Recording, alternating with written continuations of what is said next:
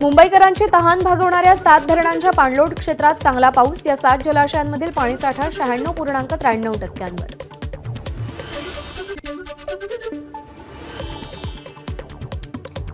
मालवणमधला पुतळा कोसळला नाही तर तोडला, संजय राऊतांचा गंभीर आरोप।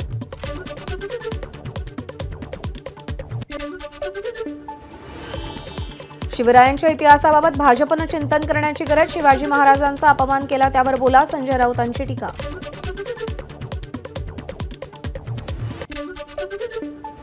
फडणवीस औरंगजेब फॅन क्लबचे चेअरमन, महाराजांचं साम्राज्य ज्या शेवटच्या पेशव्यांनी लयास नेलं त्यांचे वंशज म्हणजे फडणवीस, संजय राऊतांचा फडणवीसांवर हल्लाबोल।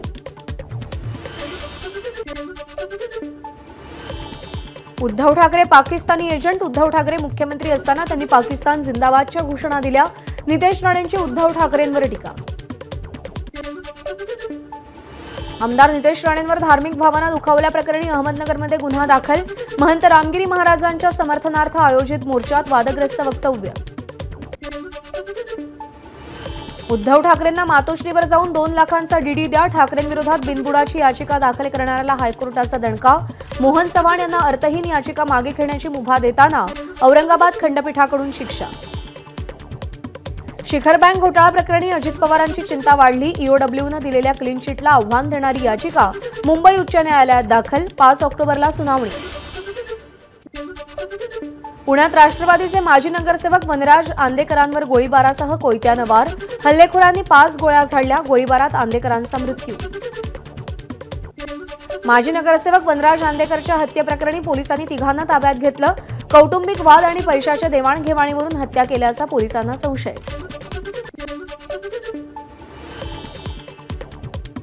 पुण्याच्या हडपसर भागामध्ये मध्यरात्री कोयत्यानं वार करत वासुदेव कुलकर्णी नावाच्या व्यक्तीची निर्घृण हत्या, पोलिसांकडून अधिक तपास सुरू। पुण्यात रक्तपात होत असतानाही राज्याचे गृहमंत्री देवेंद्र फडणवीस वेगळ्याच दुनियेत मशगूल, संजय राऊतांची फडणवीसांवर टीका। मद्यधुंद प्रवाशामुळे मुंबईमध्ये लालबाग परिसरात बस अपघातामध्ये तरुणीचा मृत्यू, बसमध्ये मद्यधुंद प्रवाशानं चालकासोबत वाद घातला, नशेत असलेल्या प्रवाशानं ड्रायव्हरला ओढल्यामुळे गाडीवरील ताबा सुटून बेस्ट बसची 9 जणांना धडक।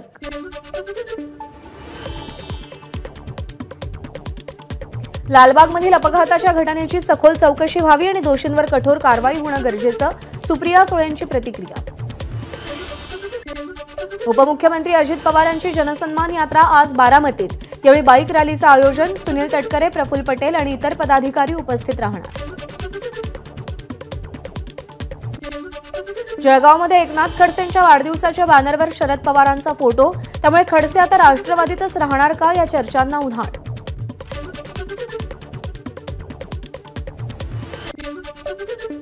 जत विधानसभेसाठी भाजपमध्येच रस्सीखेच, भाजप नेते प्रकाश जमदाडेंकडून निवडणूक लढणार असल्याची घोषणा, तर पडळकरांसह भाजपचे नेते तमनगौडा, रवी पाटीलही इच्छुक, त्यामुळे भाजपची डोकेदुखी वाढली।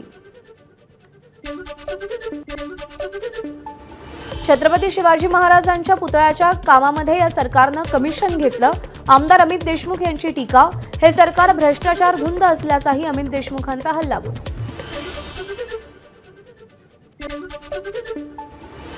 राष्ट्रपती द्रौपदी मुर्मू आजपासून 4 सप्टेंबरपर्यंत महाराष्ट्र दौऱ्यावर, आज मुर्मू करवीर निवासिनी अंबाबाई मंदिरामध्ये दर्शन घेणार, यामुळे आज सकाळी 10 ते 2 वाजेपर्यंत भाविकांसाठी दर्शन बंद असेल। कृष्णा नदीपात्रामध्ये पुन्हा एकदा होड्यांच्या शर्यतीचा थरार रंगला, यावेळी आरविंद पुलाखाली या होड्यांच्या शर्यती पाहण्यासाठी सांगलीकरांनी मोठी गर्दी केली। जेजुरीच्या खंडेरायाची आज सोमवती यात्रा, मंदिर प्रशासनाकडून यात्रेची जय्यत तयारी, मोठ्या संख्येनं भाविक जेजुरीत दाखल। शेवटच्या श्रावणी सोमवार असल्यानं भीमाशंकर मंदिरात आकर्षक फुलांची सजावट, मंदिरामध्ये सकाळपासूनच दर्शनासाठी भाविकांच्या रांगा। श्रावणी सोमवार निमित्त 12 ज्योतिर्लिंगांपैकी एक असलेल्या त्र्यंबकेश्वर मंदिरात भाविकांची गर्दी, ब्रह्मगिरी पर्वताला प्रदक्षिणा घालण्यासाठी हजारोंच्या संख्येनं भाविक दाखल।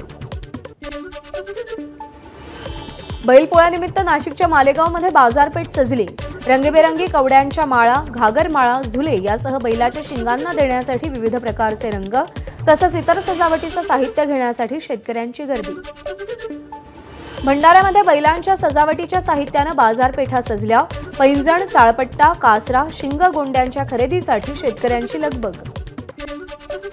पोळ्याच्या पूर्वसंध्येला भंडाऱ्यामध्ये मोहबल उत्साहात साजरा.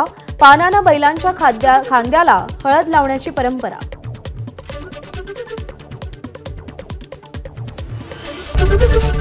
एबीपी माझा, उघडा डोळे बघा नीट.